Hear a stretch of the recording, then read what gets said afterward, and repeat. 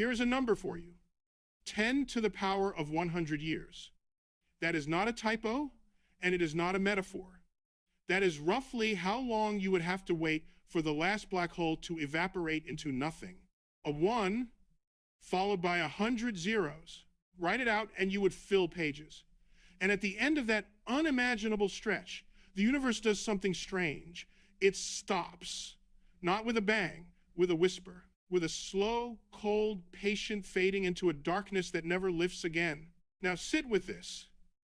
If you believe the universe was built on purpose by something or someone, then you have to explain why that something built a machine with a self-destruct timer already ticking.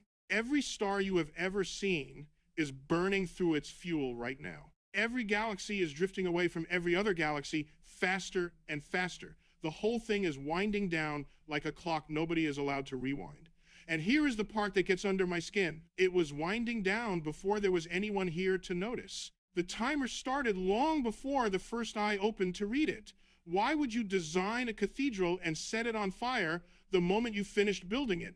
That is the question. And I want to be honest with you, from the very first breath of this, I do not have the answer. Nobody does. Not me, not anyone with a title, not anyone in a lab coat. But the reasoning we can do from right here, from your armchair, with nothing but patience and a willingness to be wrong out loud, is far stranger and far more beautiful than any tidy answer would be. So sit with that discomfort for a moment. A universe that appears designed to destroy itself. And most people who look up at a calm, unchanging night sky have no idea that they are looking at something actively dying. That is the gap I want to close today. The gap between the sky that feels eternal and the sky that is, in fact, on fire. Let us see how far plain thinking can carry us into that mystery. Before we can ask why the universe is dying, we have to be honest about how we know it is dying at all. Because here is the thing almost nobody stops to notice. You have never seen most of what you believe about the cosmos. You have never watched a star die. You have never measured a galaxy drifting away. You are taking almost all of it on the strength of a chain of reasoning, and that chain is only as strong as its weakest link. So let us test the chain, not accept it, test it, link by link, the way you would test a rope before you trusted your weight to it. Because if any single link snaps, the whole conclusion falls. And I would rather we find the weak spot ourselves than pretend it is not there. Start with the simplest tool we have, light. When you look up at night, you are not seeing the stars as they are. You are seeing them as they were. The light from the closest star beyond our sun took over 4 years to reach your eye.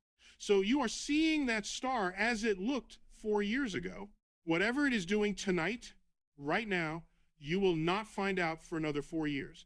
That distance, the distance light travels in a year, we call a light year. It is not a measure of time, even though it sounds like one. It is a measure of distance, and it is the ruler we use for everything out there. Light is the fastest thing there is, and even light is not instant. It crawls on the scale of the cosmos.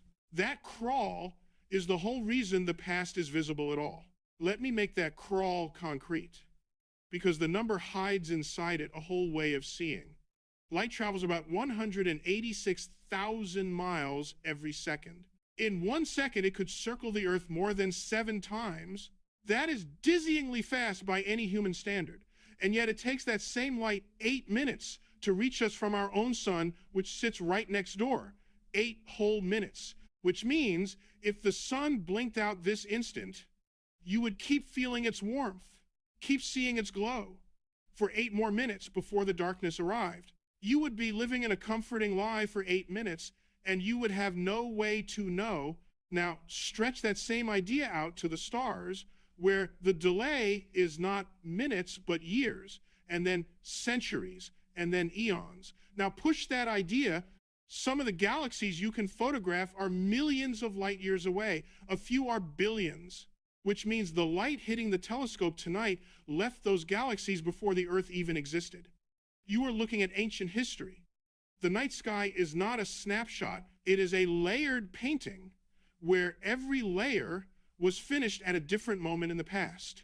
the nearby star a few years old, the far galaxy older than the ground under your feet. And once you truly grasp that, you have grasped something enormous. Distance and time are the same currency out there. To look far is to look backward. There is no other way to do it. You cannot see a distant thing as it is now. The universe simply does not offer that option. It only ever shows you the mail that has already arrived, and some of that mail was sent before there was anyone here to address it to. There is a real telescope working right now that lives on exactly this principle. It was built to catch the faintest, most stretched, most ancient light it possibly could. And when it turned its eye on the deep dark, it found galaxies that are staggeringly far away, which means staggeringly old, which means we are seeing them as they were when the universe itself was very young. Some of those early galaxies looked more grown up, more settled, more massive and orderly than the reasoning expected them to be at that age. Think about what a puzzle that is. We expected the young universe to be a mess of small, ragged, half-formed clumps, still learning to be galaxies. Instead, in some places, we found what looked like tidy, mature structure far earlier than the timetable allowed. And that is not a failure. That is the whole point of looking. You look, you find something that does not fit, and the not fitting is where the next understanding hides. Keep that in your pocket. We will need it later. The universe rewards the ones who notice when the picture is wrong. So how do we know the universe is expanding? Here the reasoning gets clever, and I love it. Light has a color. When something that gives off light moves away from you, its light gets stretched. Stretched light shifts toward the red end of the rainbow. We call that redshift. It is the same reason an ambulance siren drops in pitch as it races past you. The sound stretches. The pitch falls. Light does the same thing, only instead of pitch, it changes color. And when we look at distant galaxies, nearly all of them are redshifted. Their light is stretched toward the red. They are moving away from us, almost every one of them. And I want you to feel how solid this evidence really is, because it is not a matter of somebody squinting and guessing about a color. Every kind of atom, when it burns, leaves an exact fingerprint in the light, a precise set of bright and dark lines at specific colors, always the same, as reliable as a barcode. So when the light from a distant galaxy arrives, we can see those familiar fingerprints, the ones we know from atoms right here on Earth, but shifted, all of them, cleanly by the same amount toward the red. The pattern is unmistakable and it is intact. It is the same signature, just slid down the rainbow. That is how we know the stretching is real and not some trick of dust or distance. The barcode still reads correctly. It has simply been dragged toward the red. But here is the turn that makes it undeniable. The farther away a galaxy is, the more its light is stretched. The more distant, the faster it flees. Every direction you look, the same pattern. Look left, galaxies fleeing. Look, right? Galaxies fleeing. Up, down, the same. Now, you could imagine we are simply at the center of some grand explosion with everything running away from us specifically. That would be a tidy story. But it leads to an absurd conclusion. It would make you, sitting in your chair, the exact center of the entire cosmos, the one special spot around which all creation is fleeing, and that runs straight into one of the most powerful ideas in all of thinking. The Copernican principle, the simple, humbling assumption that you are not special, that your spot in the universe is ordinary, that if the view looks a certain way from here, it probably looks that way from everywhere. Nobody has ever found the center of the universe, and the Copernican principle says that is because there is no center to find.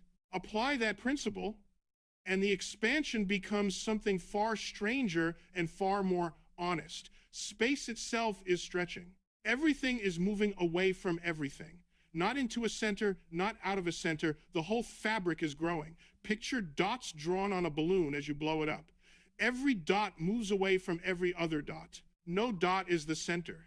No dot is fleeing. The rubber between them is simply getting bigger. That is the universe. The galaxies are not racing through space.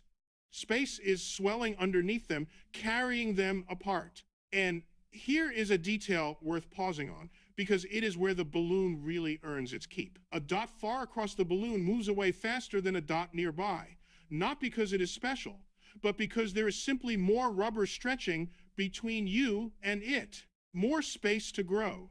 That is exactly why the distant galaxies flee faster than the near ones. The pattern is not a coincidence.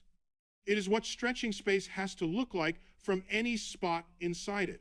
And if you run that film backward in your mind, the galaxies rush together, the space shrinks until everything is packed into an unthinkable density. That backward run is the whole reason we talk about a beginning at all. Not because anyone was there to see it, because the expansion run in reverse demands it.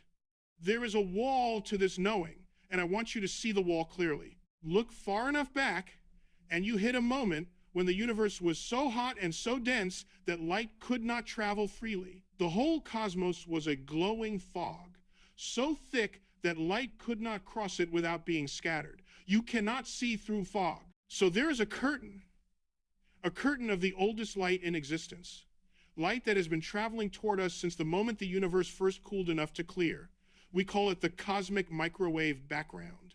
It is the afterglow of the beginning, stretched by billions of years of expansion, from a fierce glow into a faint hum of radiation that fills all of space in every direction, all around you, right now. And here is something that ought to give you a small shiver. That ancient hum is not only in some far corner of the sky, it is passing through your living room this very second. A tiny fraction of the static, an old television made between channels. That snow, that fuzz, was this exact light, the afterglow of the young universe, arriving on your doorstep after 13 billion years of travel. And it is a hard limit. You cannot see past it. Not because our tools are weak, but because there is nothing there to see. The fog blocks it.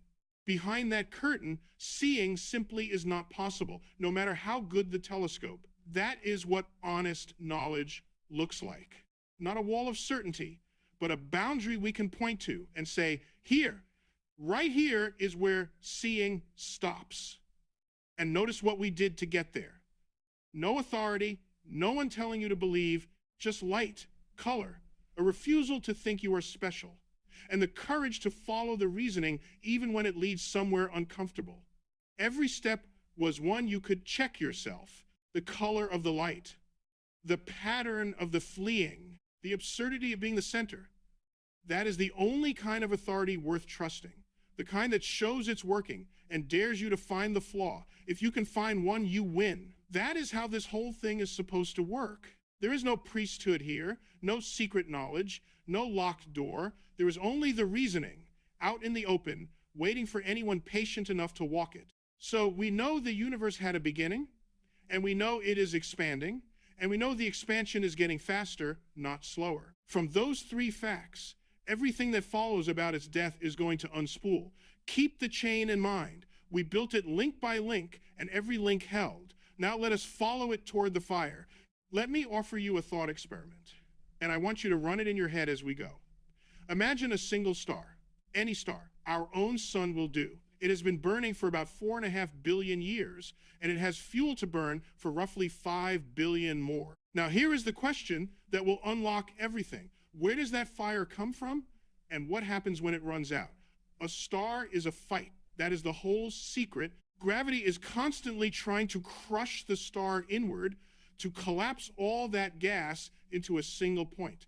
Gravity never rests. It pulls every second of every year for billions of years without tiring. And the fire pushing outward is the only thing holding gravity back. Deep in the core, the star is fusing light elements into heavier ones, squeezing hydrogen together into helium under crushing pressure, and that fusion releases energy, and that energy pushes out, and the push balances the crush. A star is a war that lasts billions of years, a perfect, patient stalemate. And like every war, it ends the moment one side runs out of supplies. And I want you to appreciate just how delicate that stalemate really is, because it is the balance that made you possible.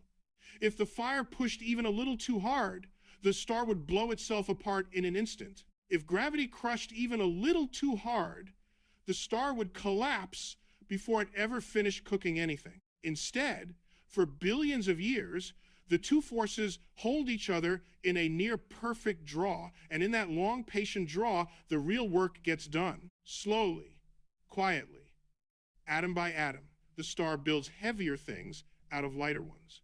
That balance is not a small miracle repeated once. It is happening right now, tonight, in every one of the hundreds of billions of stars in our galaxy, and in every galaxy beyond. A trillion patient wars, all burning at once. The fuel is finite. That is the whole point. There is only so much hydrogen in that core. When it is gone, the outward push weakens. Gravity, which never tires and never runs low, begins to win. And what happens next depends entirely on how heavy the star was to begin with. A star like our sun swells up into a bloated giant, so large it would swallow the inner worlds, sheds its outer layers into space in gentle glowing shells, and settles into a slowly cooling ember, a dense cinder about the size of the Earth but holding nearly the mass of the sun, that will glow faintly and then dim over ages beyond counting. A star much heavier meets a wilder end. It collapses so violently that it detonates in a single flash, brighter than a whole galaxy, brighter than 100 billion ordinary stars combined, and in that final catastrophe, it forges the heavier elements in its last instant, and then leaves behind something extraordinary, sometimes a spinning corpse of impossible density, a city-sized ball so heavy that a single spoonful of it would weigh more than a mountain, more than all the mountains, and sometimes something even more extreme. A region where gravity won so completely that not even light can climb out. That is a black hole, and I want to explain it without any mystery, because the reasoning is clean, and it starts with something you already understand. Every world has an escape velocity. That is the speed you need to break free of its gravity for good. On Earth, it is about 7 miles a second. 7 miles every single second. That is why rockets are so enormous, and why so much of a rocket is just fuel. They are fighting to reach that speed. Slower than that, and gravity drags you back down. Throw a ball, and it comes back. Throw it harder, it goes farther, but it still comes back. Only at 7 miles a second does it stop coming back at all. On a heavier world, the escape velocity is higher. On the sun, it is far higher still, hundreds of times higher. Now imagine you keep making the object denser and denser, packing more and more gravity into a smaller and smaller space. The escape velocity climbs and climbs. And at some point, it climbs right past the speed of light, past the ultimate speed limit of the entire universe. Nothing can go faster than light. That is not a rule anyone chose. It is built into the fabric of space-time itself, the woven together stretch of space and time that everything moves through. So if the speed needed to escape is faster than light, and nothing can reach the speed of light, then nothing can escape. Not a rocket, not a signal, not even light itself. You have made a black hole. There is a boundary around it, a point of no return. And we call that boundary the event horizon. Cross it, and the universe simply stops offering you a way back. Not a hard journey, no journey. The exits are gone. There is no clever trick, no faster engine, no last-second rescue. The word beyond simply loses its meaning. Now, here is the turn. Here is the part that makes the whole picture click into place. You might think a black hole is forever. The perfect trap, eternal. The one thing in all of creation that never ends. Everything else burns and fades. But surely this, the thing that swallows even light, is permanent. That is the natural guess, and it is wrong. And this is the piece that hardly anyone truly sits with, even people who love this stuff. Black holes leak. Slowly, almost impossibly slowly, they radiate away their mass. At the very edge of that event horizon, the universe plays a strange trick, and a faint trickle of energy escapes, carrying away a sliver of the black hole with it. They glow unimaginably faintly, colder than the coldest thing you could imagine, and in glowing, they shrink. And here is the strange part of the timing. The bigger the black hole, the slower it leaks, so the giants take almost forever, while the smallest ones fade far quicker. It takes an amount of time so vast it makes the entire current age of the universe look like a single heartbeat, less than a heartbeat. And the biggest black holes take the longest, which is where that monstrous number came from at the very start, 10 to the power of 100 years. But that number, as vast as it is not infinite. And that is everything. That is the whole story in one word, not infinite. Which means that even the black holes, the most permanent seeming objects that can possibly exist, are on a clock. They will drain away. They will glow their last faint glow. They will vanish. The last one will pop out of existence long after the last star has died, and when it goes, there is nothing left that shines, nothing at all. The lights do not dim, they go out, one by one, until there is not a single one left to go out. Do you see what the thought experiment has done to us? We started with one star and one simple question about its fuel.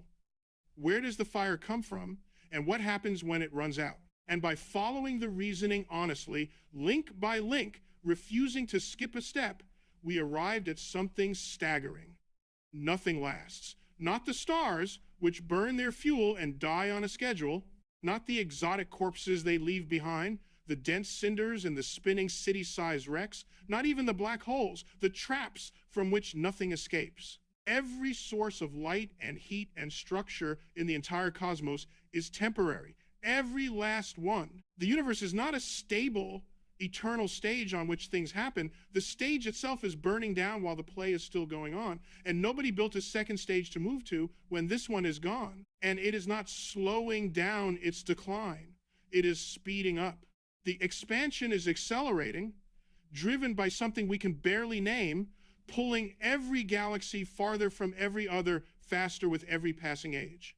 So the future is not just a cold universe, it is a lonely one. A sky where, given enough time, the other galaxies have raced so far away that their light can no longer cross the growing gap to reach you at all. Let that sink in properly. It is not that they hide, it is that the space between you and them grows faster than their light can cross it. So their light is running toward you on a road that is lengthening quicker than the light can travel. It will never arrive. A creature born in that far future would look up and see only its own galaxy. A single island of light, alone in a black and empty sky, with no way to ever know that the rest had ever been there. They would build their whole understanding of the cosmos on an emptiness that is a lie, because the evidence of everything else will have fled beyond reach. They would have no redshift to measure, no fleeing galaxies, no clue at all. They would conclude, quite reasonably, that their single island was the whole of creation. And they would be wrong, and they would have no way to know it. That is the trajectory. That is where the star's fuel gauge was pointing all along, toward a dark so complete that even the memory of light gets carried away. Now let me change territory completely, because there is a second question hiding inside the first, and it is even more unsettling than the death of the stars. You are made of the dead. I mean that literally, and I want you to feel the full weight of it. The calcium in your bones, the iron in your blood, the oxygen filling your lungs right now, this breath, this one, none of it was made on Earth. None of it could have been. The Earth is far too cool and too gentle a place to forge those elements. It takes the crushing heart of a star, or the violence of a star's death, to build atoms that heavy. They were made in the cores of ancient stars, and then scattered across space when those stars died and flung their guts into the dark. You are quite precisely the ash of ancient fires. Every atom in you, heavier than the lightest few, was cooked in a star that lived and died before the sun was born. Trace the iron in your blood far enough back, and it leads you to a star that exploded before there was an Earth for it to land on. And that fact is not a poetic flourish. It is the doorway into a whole new mystery. Run this reasoning with me. If the atoms of life are forged in dying stars and then flung across the galaxy, then the raw materials of life are everywhere. The whole cosmos is seeded with the ingredients sprayed out by generation after generation of dying stars. And we now know something we did not know a single lifetime ago. Planets are common. Almost every star you see out there has worlds circling it. We call a planet orbiting another star an exoplanet, a world beyond our own sun, and we have found thousands of them, thousands and counting. And those are only the ones close enough and lined up just right for us to catch. And I want you to understand how absurdly hard they are to catch, because it tells you how many we are missing. A planet gives off no light of its own. It is a dark speck next to a blazing star, like trying to see a moth right beside a searchlight from miles away. We mostly find them not by seeing them at all, but by watching a star dim ever so slightly as a planet crosses in front of it, or by watching a star wobble a hair's breadth as a planet tugs it. Only the lucky few, lined up just so, ever show themselves. So the thousands we have found are the merest sliver of what is out there. The real number is beyond counting. Worlds are not rare. Worlds are the rule. So the ingredients are everywhere, and the planets are everywhere. And some of those planets sit at just the right distance from their star. Not so close they roast, not so far they freeze. Right in the band where liquid water could pool on the surface without boiling away or locking into ice. We call that the Goldilocks zone, after the old story, because it is neither too much nor too little, just right. So here is where the reasoning takes you. And I want you to feel the pull of it. Ingredients everywhere, planets everywhere, warm, wet worlds in comfortable orbits everywhere. The galaxy has had billions of years to work with, more than enough time for slow chemistry to become something alive. And the galaxy is enormous, almost past imagining.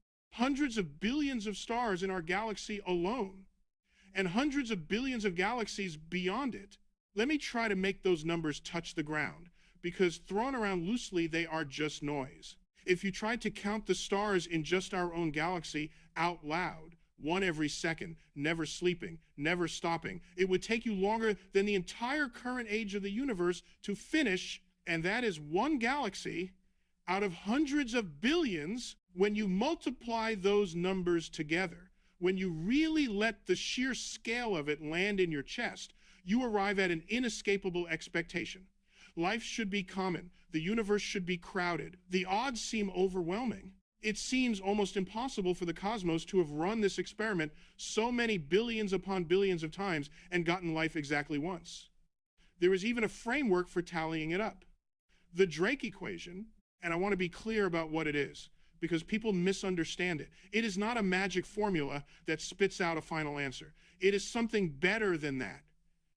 It is a way of organizing your own ignorance. You take the enormous question, how many civilizations out there could we actually talk to? And you break it into smaller pieces. You can reason about one at a time. How many stars form? How many of those have planets? How many of those planets could host life? How often life actually gets started once it can? How often that life becomes intelligent? How often intelligence builds something that broadcasts? And how long such a civilization lasts before it falls silent? You multiply the pieces together and notice the honesty of it. Some of those pieces we now know fairly well. We know stars form steadily, and we now know from all those exoplanets that planets are common and Goldilocks worlds are not rare. Those early pieces have filled in beautifully in just the last few decades. But the later pieces, how often dead chemistry wakes into life, how often life sharpens into intelligence, how long intelligence survives, those we cannot pin down at all. The beauty of it is not the number that comes out the other end. It is that it forces you to be honest, piece by piece, about exactly which part you do not know. It turns a vague feeling of wonder into a list of specific answerable questions. That is a gift. And here is the turn. When you plug in even cautious, pessimistic, deliberately gloomy guesses into that equation, it still tends to shout the same thing back at you. We should not be alone. The galaxy should be humming with voices. Even if life is a long shot at every single step, the sheer number of chances should win. You can be as grim as you like at every stage, and the crowd still fills the room because the room is so unthinkably vast. And yet, you know where this is going because you can feel the silence yourself. You have felt it looking up on a clear night. We have looked We have listened for decades, sweeping the sky patiently for any signal, any sign, any faint whisper of a technosignature, which is just a plain word for evidence that some technology exists out there, a radio broadcast leaking into space, a beam of light aimed on purpose, the unmistakable exhaust of an engine that could only be built and never grown. And we have searched for any biosignature too, any chemical fingerprint in the atmosphere of a distant world that only life could leave behind, a gas that should not linger unless something living keeps making it. Because life is messy. Life pours things into the air that would not be there otherwise. And those things can leave a mark on the light that passes through a planet's atmosphere. And the sky has answered with silence. Total, patient, resounding silence. Not a whisper. Not once, decade after decade of listening, and the line stays dead. That is the Fermi paradox, and it is one of the most honest and haunting problems in all of thinking. The reasoning says the universe should be full to bursting. The evidence says it looks empty. Both of those cannot be simply true at the same time. So one of your assumptions is wrong somewhere, and the maddening part is that you do not know which one. Maybe life is far rarer than the everywhere ingredients suggest. Maybe the leap from a warm chemical soup to a single living, copying, hungry thing is a near miracle that almost never happens, even given billions of years and billions of worlds. Maybe that first spark is the hardest step of all, so hard it lit exactly once in this whole enormous room. Or maybe life is common, and it begins all the time, but it destroys itself, or dies quietly with its star, before it can ever call out across the dark. Maybe every civilization that ever arose ran headlong into the same self-destruct timer we have been talking about this whole time. The clock does not just tick for stars. Maybe it ticks for everyone. Maybe the galaxy is a room full of guests who all arrived and all left, and none of them overlapped long enough to shake a single hand. And do you see how the two mysteries have quietly become one? A universe that appears designed to destroy itself, and a universe that appears, so far as we can tell, to have destroyed or silenced everyone who might have shared it with us. The fuel runs out for the stars, and it may run out for the living too, again and again, unheard, in the dark, before anyone can answer. The same clock, the same fire, the same finitude, ticking under absolutely everything. That is not two problems. That is one problem wearing two faces. Let me take you somewhere newer, because something has been happening in the last handful of years that I find genuinely thrilling, and it quietly changes the shape of the whole conversation. For the entire span of human history, we watched the sky. We never touched it, and it never touched us in return. The stars stayed fixed in their patterns. The planets wandered their familiar paths, and nothing ever arrived from beyond. Everything we saw moving out there was already part of our own solar system, born here in our neighborhood, staying here. The comets, the asteroids, the icy chunks out past the farthest planets in that distant frozen ring we call the Kuiper Belt, all of it local, homegrown. Every moving light we ever tracked was family, born of the same cloud that made our sun, but that has changed, and it changed inside your lifetime. Recently, for the first time ever, we have watched objects fall into our solar system from the deep dark between the stars. Actual visitors. An interstellar object is exactly that. A chunk of some other star system wandering the galaxy for ages that happened to pass through our own little neighborhood at the exact moment we had the eyes to catch it. Think about what that means for a moment. Really sit in it. A rock that formed around some other sun billions of years ago in a place we will never go has been drifting silently through the emptiness between the stars ever since. For longer than the Earth has existed, in some cases, it has simply fallen through the dark alone, touching nothing, seeing nothing. And just now, in your lifetime, on your watch, it crossed our path. We got to watch a piece of another world's history sail through our own sky and then vanish back into the dark forever. We will never see it again. It came, it passed, and it is already gone, climbing back out toward the stars, never to return. And when we watched the first one carefully, tracking it as it came and went, something did not add up. It moved wrong. Here is the reasoning, and it is worth laying out slowly, because the payoff is not what you might think. When an object falls through the solar system, its path should be governed entirely by gravity. The sun pulls it, the planets nudge it, and from those pulls, you can predict exactly where it will go days and weeks and months ahead. That is orbital mechanics, the arithmetic of how things move under gravity, and it is some of the most reliable knowledge we have ever built. We flew spacecraft across billions of miles to distant worlds on the strength of that arithmetic, planning the arrival decades in advance, and we hit our targets like threading a needle from across a city in the dark with the needle moving. It works. It is trustworthy. So when we track a falling object, we fully expect it to obey the gravity math perfectly every time. And almost always, it does. The first known interstellar visitor did not. It sped up slightly on its way back out toward the dark, a touch more than gravity alone could account for. We call that a non-gravitational acceleration, an extra push from something that is not gravity. Now, before your imagination sprints off into wild territory, let me be the fair narrator I promised you I would be. There is a perfectly ordinary explanation sitting right there. Comets do this all the time. When a comet swings near the sun and warms up, ice on its surface turns straight to gas and jets off into space, and that jetting acts like a tiny, gentle engine, giving the comet a small nudge in the opposite direction.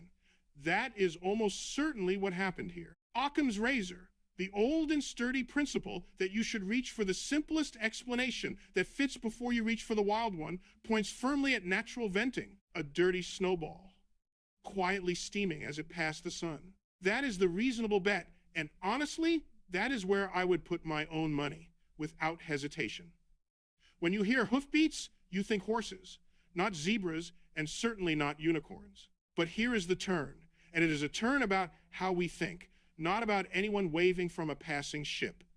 A single lifetime ago, we did not even know these visitors existed. We had never caught one, not one. The whole category of thing was invisible to us. We assumed, without ever quite saying it, that the space between the stars was empty of anything we could ever hold or study. And now we are catching them, more than one. We are getting steadily better at spotting them, and each new one we catch teaches us something we did not know before. We are, for the very first time in the history of our species, sampling the actual physical material of other star systems as it passes through our own, and that matters enormously, more than any single object's odd little wobble.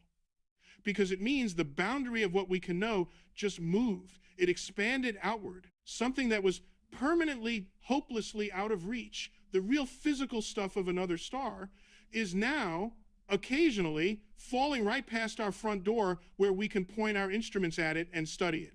So sit with what that does to the silence. We have listened for signals across the sky and heard nothing, nothing at all. But notice the assumption buried in that disappointment. We assumed we could only ever learn about other star systems from a distance by catching their faint light or their fainter signals. Now the galaxy is quietly delivering physical samples to us unannounced, uninvited, and we are only just learning how to catch them and read what they carry.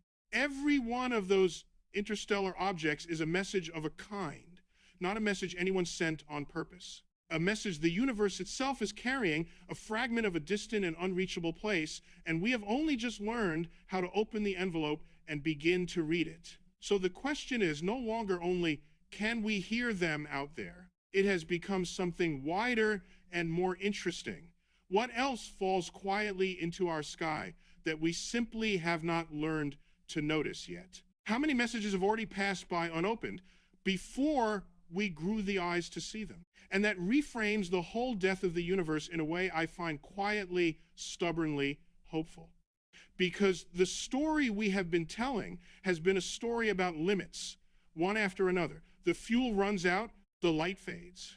The horizon walls us off behind a curtain of ancient fog. Every thread has ended at a boundary. But here is a case, a real one, where a limit simply dissolved, not because the universe changed. It did not. Those visitors have been passing through for billions of years, long before we arrived, long before anyone was here to miss them. The limit dissolved because our attention sharpened. We looked harder, we built better eyes, and the wall moved. The gap between what we believed was possible and what is actually true got a little smaller, and nobody handed us the answer. We earned it by learning to see. That right there is the whole game. That is scientific literacy in its purest form. And scientific literacy has almost nothing to do with knowing a pile of facts. It is knowing how the boundary moves and knowing that it can.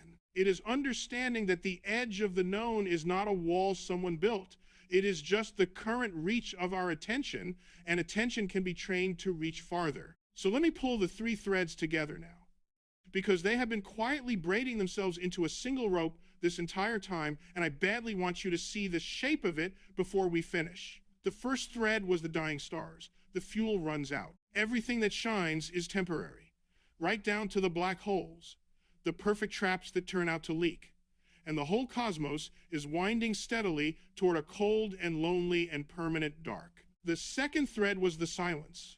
By every reasonable and even pessimistic count, the universe should be crowded with life and noise and voices, and yet we listen and we hear nothing. And the most sobering explanation on the table is that life may run into the very same self-destruct clock that everything else obeys. And the third thread was the visitors. Objects from other stars, real ones, falling into our sky in our own lifetime, and a hard boundary of knowledge that moved outward simply because we finally learned how to look. Now watch closely what happens when you hold all three of them at once in the same hand at the same time.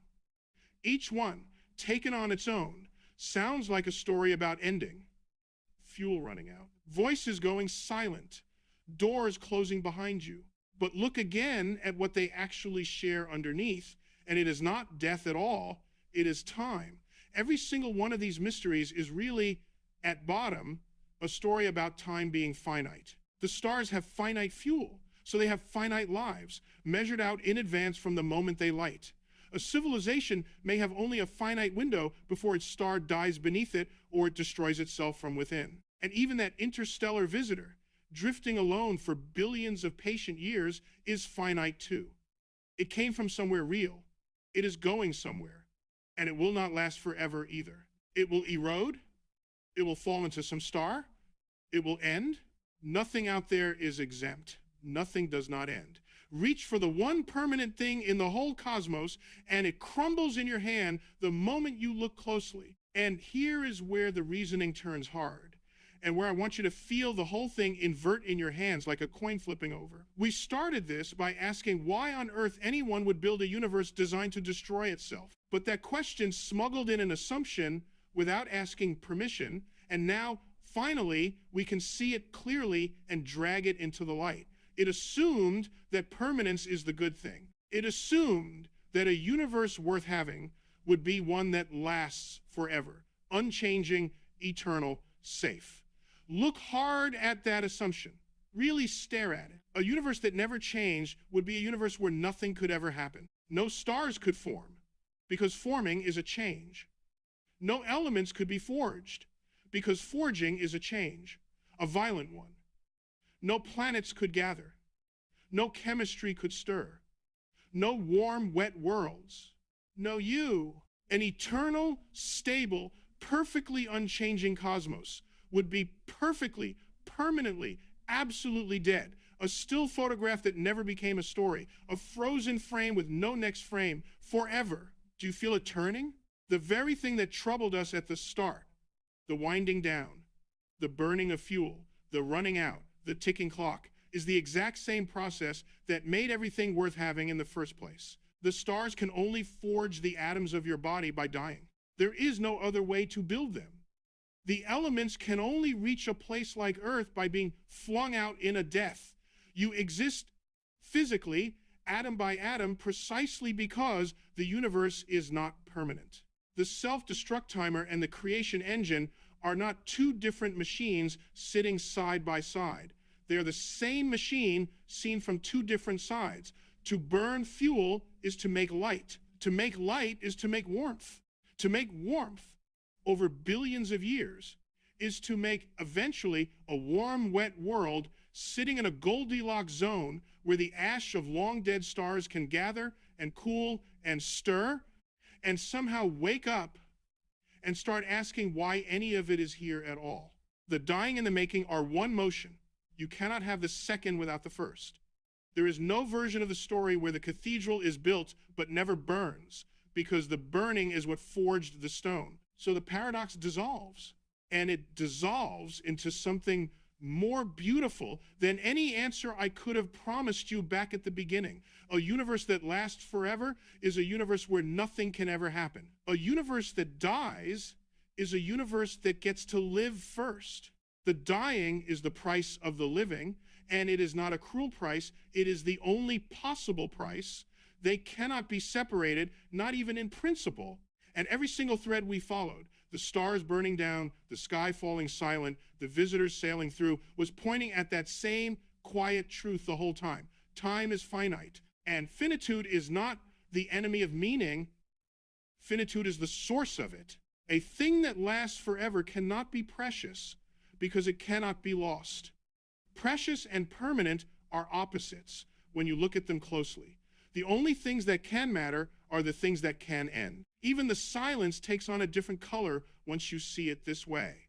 Maybe we are alone because life truly is rare and precious and impossibly hard to start. Or maybe we are simply early, arriving before most of the guests in the young morning of a universe that has ages of star-making still ahead of it. But either way, the reasoning that once sounded like a grim verdict of doom now sounds like something else entirely. It sounds like an invitation. If the universe is winding down, and if voices are rare, then the noticing we get to do right now in this narrow lit window while the stars still burn might just be one of the rarest and most valuable things there is anywhere. The cosmic perspective is not that we are small and doomed and should feel bad about it.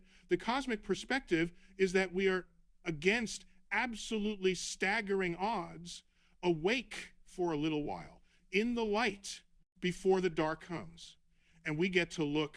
So let us bring it home. We started with an impossible question and a very large number. 10 to the power of 100 years, the lifespan of the very last black hole, and the strange dawning sense that the universe seemed built to destroy itself right from the first moment. A cathedral set on fire the instant it was finished. And I asked you only to sit with the discomfort of it for a while, and you did. Then we did the honest work first, before we let ourselves reach for any answer. We asked how we know anything at all about the sky, and we built the chain link by link and tested each one. Light carries the past, because distance and time are the same currency out there. So to look far is always to look backward. The stretching of light, the redshift, read from the unmistakable fingerprints of atoms slid down the rainbow, told us that everything is fleeing from everything else, and the Copernican principle, that stubborn refusal to imagine ourselves special, turned that fleeing into an expanding cosmos with no center anywhere. And we walked right up to the wall of knowing, the cosmic microwave background, the oldest light there is, the fog of the young universe that we simply cannot see past, no matter how good our eyes become, the faint hum still passing through your very room. We learned that honest knowledge has boundaries, real ones, and that the boundaries are exactly the thing we should point to and name and respect, rather than paper over. From there, we followed one single star and one simple question about its fuel, and it carried us step by, honest step, all the way to the death of everything. The star is a war between gravity crushing inward and fire pushing outward, a perfect delicate stalemate, and the fire runs on finite fuel, so the war has a built-in ending written into it from the very start. And when the biggest stars finally lose that war, they leave behind black holes, regions where the escape velocity climbs right past the speed of light, so that nothing at all can ever leave, sealed forever behind an event horizon. And then the turn that undoes even that. The black holes leak, they glow, they fade. Nothing is permanent, not even the perfect trap, not even the thing that seemed most eternal of all. We changed territory and found the second mystery waiting, that you yourself are made of the ash of dead stars, the iron in your blood, forged in a fire that died before the earth was born, and that therefore the raw ingredients of life are scattered absolutely everywhere. And the reasoning insisted, by every honest count, using the Drake equation to organize our own ignorance piece by piece, that the universe should be full and loud with life. But the sky is silent. No technosignature, no biosignature, nothing at all comes back. The Fermi paradox and the most sobering resolution on the table was that life may run into the very same finite clock that the stars do, over and over, unheard guests who never overlapped long enough to meet. Then the newest thread, still warm, interstellar objects, real visitors from other star systems falling into our sky within our own lifetimes, arriving from beyond the Kuiper Belt, from beyond everything local. One of them moved with a non-gravitational acceleration, that small extra push. And though Occam's razor points calmly at simple venting ice and a steaming snowball, the deeper lesson was never really about the object at all. It was that the boundary of what we can know just moved outward, all because we finally learned how to look. The wall is not fixed in place. Attention can push it back, knowledge can grow. And when we braided all three threads tight together, the true shape appeared at last. Not three separate stories about death, three tellings of one story about time being finite, and then the great inversion, the coin flipping over in our hands. The winding down and the creation are the same machine seen from two sides. You could not exist in a universe that lasts forever, because a universe that never changes is a universe where nothing whatsoever ever happens. The dying is exactly what allows the living. The fire that consumes the cathedral is the very same fire that forged its every stone. That, in the end, is the answer the question had been hiding from us the whole way along. Now, I owe you some honesty, because this whole frame demands it of me, and it would be a betrayal to skip it. There is a great deal here that is genuinely wide open, honestly unknown, and I will not pretend otherwise to make the story feel neater. We do not know what is driving the accelerating expansion. We have a name, we hang on it, but a name is not an understanding, and anyone who tells you otherwise is selling something. We do not know why the confident reasoning about crowded galaxies clashes so violently and so completely with the silence we actually hear. We do not know whether life is a near impossible miracle or a near certainty, because we have exactly one example of a living world in front of us, our own, and you simply cannot draw a reliable curve through a single point. One example is not a pattern. It is barely even a hint. We do not know what dark matter is, the unseen mass whose gravity we can feel out there, but whose substance we cannot name, revealed only through gravitational lensing. The way it's pulled bends and warps the light of more distant things passing near it, like a lens made of nothing we can see. We can point to where it is. We can map it. We cannot yet say what it is. And we do not know, in full honesty, whether that final cold darkness is truly the end of the whole story, or whether the reasoning that leads us there has a flaw hidden in it that we have simply not yet found. The boundary is real, and it is honest, and it sits exactly where I have tried carefully to show you. It sits no further and no nearer. A good theory is only ever as good as the observation that could kill it. Every idea I have handed you today is falsifiable, meaning there is some measurement somewhere that could prove it flatly wrong. And that is not a weakness of these ideas. That is precisely why they are worth trusting at all. An idea that nothing could ever disprove is not a strong idea. It is an empty one. The day one of these dies, to a better observation, a sharper look, a cleverer instrument, will be one of the very best days science ever has, because it will mean the boundary moved again the way it moved for those interstellar visitors. That is not a defeat. That is the whole point of the enterprise. So no, I did not give you a tidy answer about why a creator would build a mortal universe. And I am not going to stand here and pretend that I can. That particular question may live forever on the far side of the fog, past the oldest light, out where seeing simply stops and cannot be forced to continue. But what we could do together from these armchairs, with nothing in our hands but light and color, and the plain refusal to think ourselves the center of anything, was follow the reasoning honestly until the fear quietly turned into wonder, until the self-destruct timer revealed itself on closer looking to be the engine of creation wearing a frightening mask. That is not nothing. That is very nearly everything. Here is what I keep coming back to in the quiet, and it is the thing I most want to leave resting in your hands as we part. You are a piece of this universe that woke up and turned to look at itself. The atoms in your fingertips were forged in the heart of a dying star, flung out across the cold dark, gathered slowly into a world, and arranged somehow over unthinkable stretches of time into something that can sit and wonder why any of it is here at all. Think of the odds against that.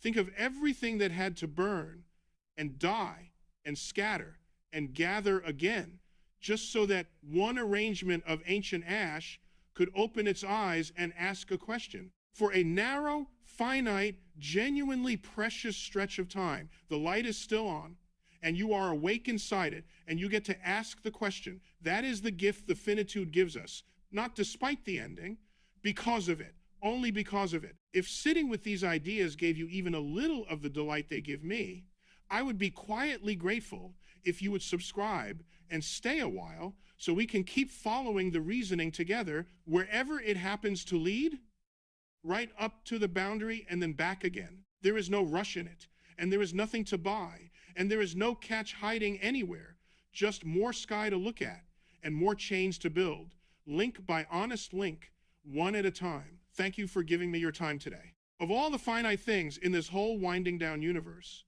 that is the one I do not take lightly. Truly, thank you for being here in the light with me while the stars are still burning.